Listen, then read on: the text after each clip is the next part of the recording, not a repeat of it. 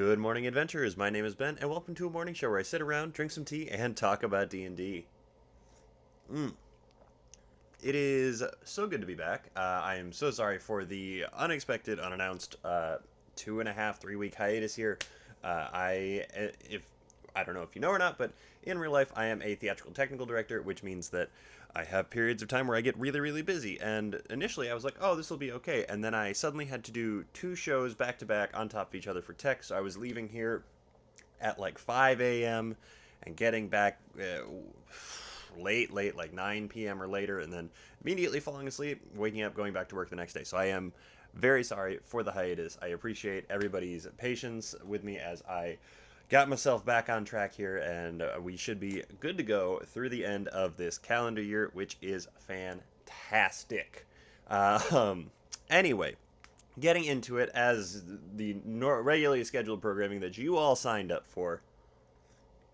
First up in D&D news, Strixhaven released yesterday. That's what we're going to be talking about today, but it is out. It is here. It is here now and out now. That it feels like it's kind of self-explanatory, but not really the point. In addition, the next Dimension 20 campaign dropped a trailer, the Starstruck Odyssey, coming in January 2022.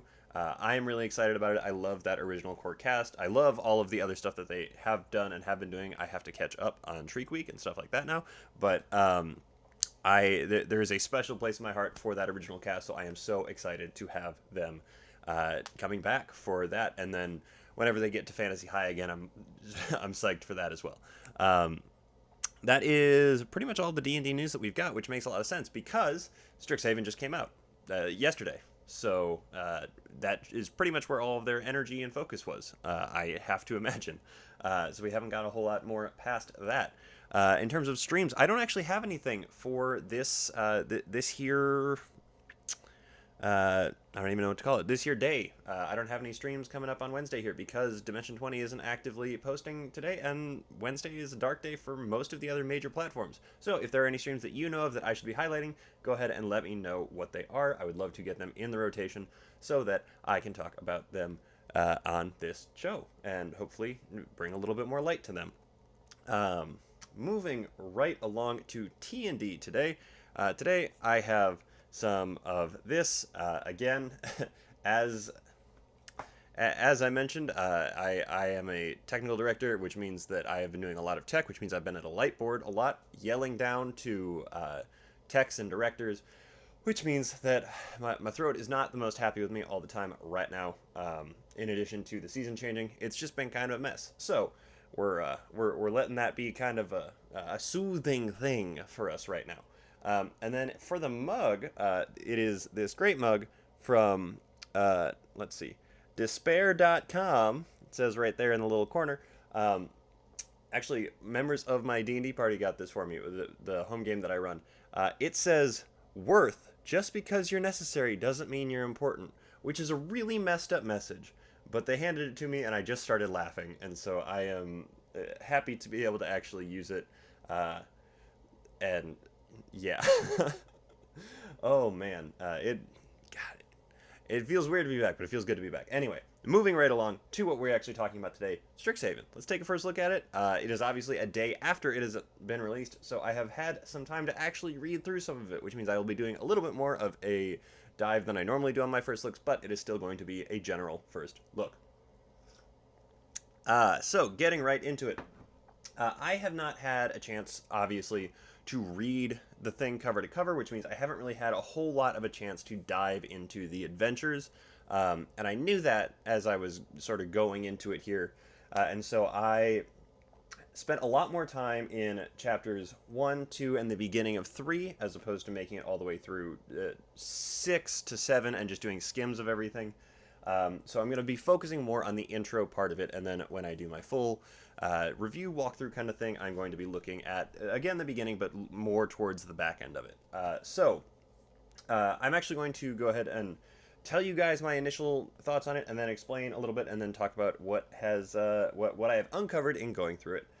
Initially, actually, I was kind of disappointed with the book when I pulled it up on D&D Beyond and started reading through it, because While I wasn't a huge fan of the subclass options that they put out for playtesting a while back that were clearly connected to Strixhaven, I was really hoping they were going to do something with them. I was hoping they would rewrite them a little bit and maybe make them function a little bit better. I thought they were pretty bland, considering that each of the colleges was supposed to have all of this like flavor baked right into it.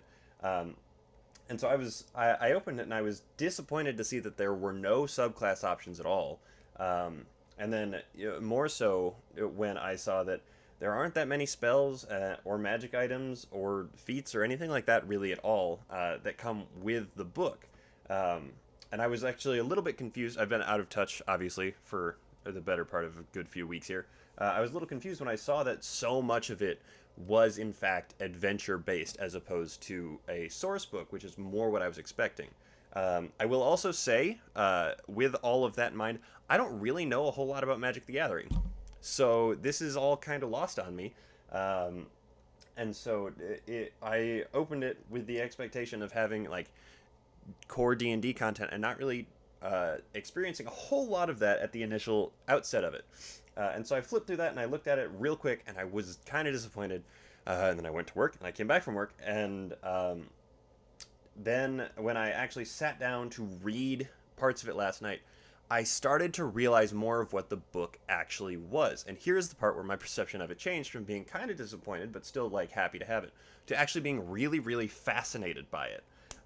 Right? So this book, as I mentioned, is baked into Magic the Gathering lore, from what I understand.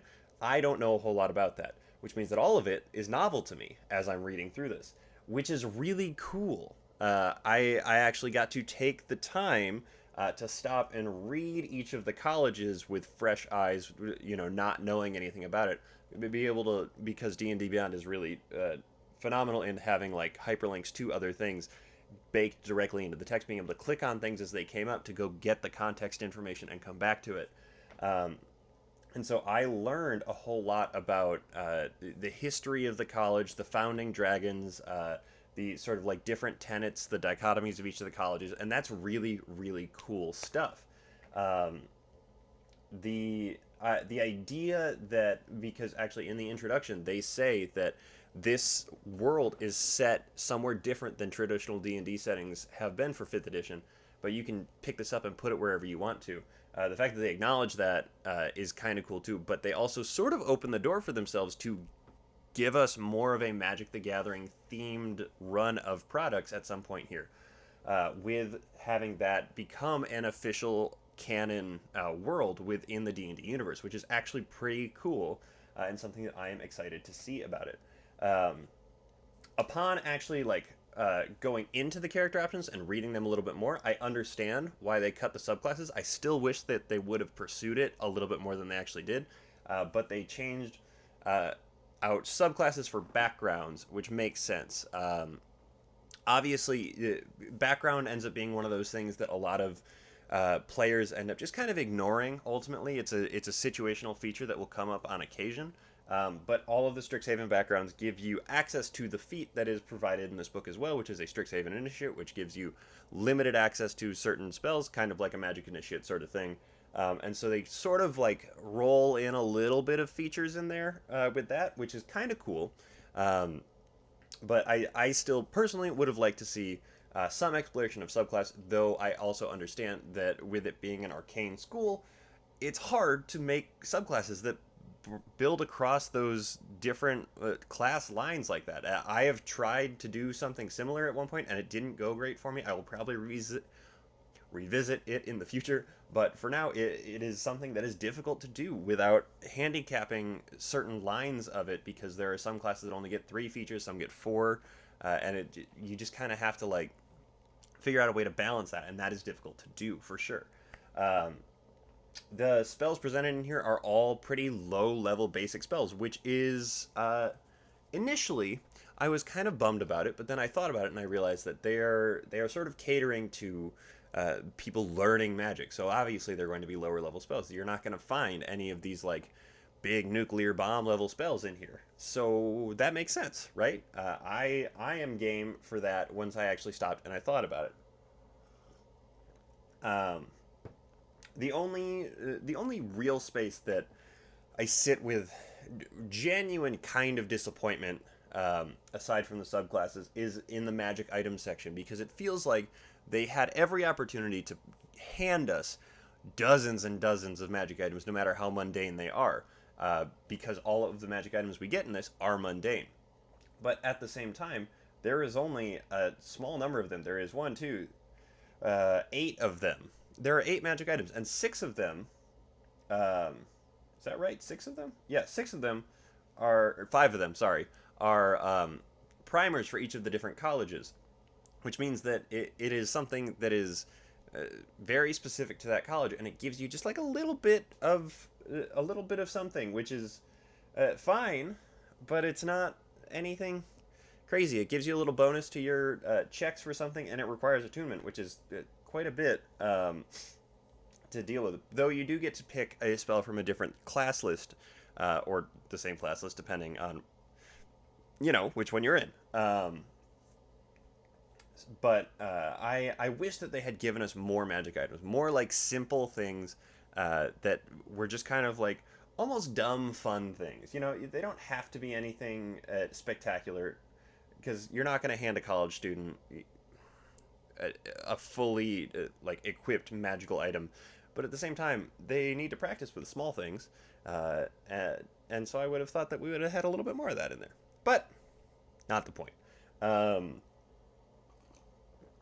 I did, however, this is getting into chapter 3 is where it really all sort of clicked for me as to what I was actually reading, what I had in my hands in front of me, because chapter 1 laid out this beautiful sort of world that it's in. It sort of gave you this context that I was missing personally as somebody who doesn't play Magic, who doesn't really know anything about Magic. Chapter 2, the character options were, all right. I did forget to mention the Owlin race in there, which is cool, but it feels kind of like an Aarakocra to me. And I like Aarakocra perfectly fine, but I wish that it was something a little bit different than it is. Just because you get Dark Vision and you get Stealth, and that's most of the difference between the two of them that I can think of offhand. I'm sure I'm wrong. I'm sure there's something else, but that's most of the difference that I can think of offhand. But chapter 2 of the character options kind of laid out like some mechanical things that you can use in this different setting that you've got here that I was unfamiliar with, that I'm beginning to learn about. And then chapter 3 is where it really sort of clicked. Obviously, going into this book, you know that it is a magical college book. It's about a magic school. Essentially it's about Hogwarts, but in D&D, in a weird kind of twisted little way. And so you know that. But chapter 3, at least the beginning of chapter 3, is where they start to lay out how the college experience is actually shaping the experience on this campus, in this book, in these adventures. Because in chapter 3, they lay out special relationship rules that you can have, like relationships to have with NPCs, giving you actual like point scores, point like allocation sort of things, which are really fascinating mechanics, because based on your relationships with people, you can gain D4 different benefits, stuff like that, to add to different checks and things like that. In addition to that, they lay out extracurricular activities and jobs that you can have. Essentially, they give you clubs and work study, which is bizarre. It's just not something that you think of in D&D when you're laying this sort of thing out. And honestly, if you're laying out a magic school, it's not something that I would think of. Every time I have sat down to write out some kind of magic school, I have not put in necessarily like chess club, which is in there. Or, I'm blanking on every single other one now. But I was laughing because there's the Dead Languages Society, there's Dragon Chess, there is the Horticulture Club, there is gymnastics. Like, they have intramurals in here, which is funny because I played a lot of intramurals in college. I liked it a lot. I just like getting out and run around. Not the point. But, like, they have a LARPing guild. which makes perfect sense if you have ever been, particularly on American soil, if you've ever been on a college campus. Like if you have been to undergrad in America, especially. I don't know how it is across like overseas and stuff like that, but it is perfect. It makes perfect sense. And then jobs, like they talk about how the jobs can interact with your actual like character, and how it can affect and inform sort of their abilities, their relationships with people, with faculty members, with staff, things like that, which is kind of amazing, really. It fills a very specific niche that is definitely not for everybody. But if you are planning on having a magic school as a centerpiece in your game, this is invaluable. If you're planning on having a magic school as like a sort of tangential periphery sort of piece, this is very helpful for that, because if your players spend, I don't know, 2-3 sessions there, they're gonna be exploring a lot, and there's gonna be a lot to find out there. Pretty much right up to the point where we start to get into the adventures, which there are several different adventures here. I have been intrigued and fascinated by the choices that have been made in a good way, in a very positive way, honestly. Like they are, it is not what I was expecting by any stretch of the imagination, and I'm glad that it's here without realizing that it was something that I actually wanted. Initial gut reaction, do I wish that there were, more character options associated with it? Yeah, I do. But at the same time, it lays out a really cool concept. And I don't think it's going to be like a drag and drop into my campaign like Strixhaven straight over, but I definitely am really interested in the ideas that the colleges present, with the way that it's set up, with the different activities and things like that can go in there. So the next time I add a magic school to one of my games, I'm gonna be going to this book a lot for a lot of stuff. Plus, this book gets bonus points because it has stat blocks for all 5 of the founding dragons, which, if you know anything about me, I love me a good dragon. So, I am excited to read the rest of it, because it feels very much like I'm gonna be getting almost like a weird little sliver of Misfits and Magic, the Dimension 20 show, in a bizarre kind of way. That's more what it feels like to me, I think, ultimately. Is it feels like these other systems that I personally enjoy, even though I haven't gotten to play with them a lot. The kids on bikes, kids on brooms, Monster Hearts, that sort of thing. It feels like an expansion to D&D more than a deepening of D&D things. If that makes any sense. It makes sense to me. I hope it makes sense to you as well. But I'm excited to get to read the rest of this book as I go through the rest of the week here. But that is, I believe, everything I have to talk to you guys about today. Thank you so very much for making me part of your morning routine again, and being patient with me over the last couple of weeks as I have gotten back into the swing of things.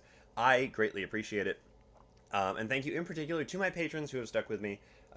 You guys are the ones that make this show possible. I am so excited to keep moving with this and to begin to expand to other projects for you guys. I'm going to have announcements about a couple of those in the upcoming few days, maybe a week. So stay tuned for that. If you want to become a patron, the link to my Patreon is in the description of this video. Every little bit helps. I am so grateful for every single one of you. Thank you so much. I post homebrew on there that I am really proud of and really enjoy doing. And I'm hopefully getting back into the swing of really getting everything back to the way that it was. But anyway, I digress a little bit. Thank you so much once again for tuning in. I really do appreciate it. And until next time, little baby dice, keep on rolling.